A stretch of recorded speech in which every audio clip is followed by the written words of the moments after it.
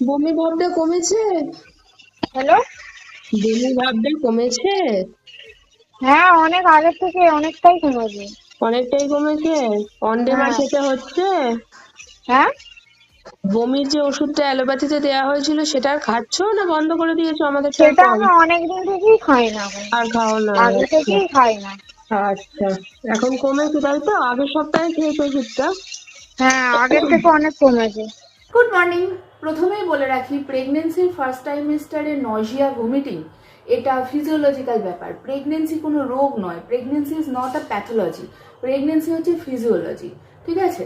তো সেখানে আমরা ঠিক আছে অনডেম দেওয়া হচ্ছে, অ্যান্টি ভমিটিং দেওয়া হচ্ছে যাতে না হয় অ্যানল, কিন্তু যেহেতু এটা ফিজিওলজিক্যাল প্রসেস তাই ওইভাবে দিয়ে ওইভাবে কাজ হয় না।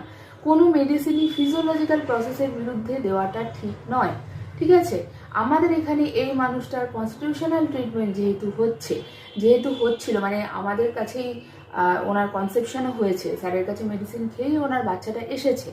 তো সেই জন্য সেই কনস্টিটিউশনাল ট্রিটমেন্টের কন্টিনিউয়েশনে তার বমিটা কমেছে।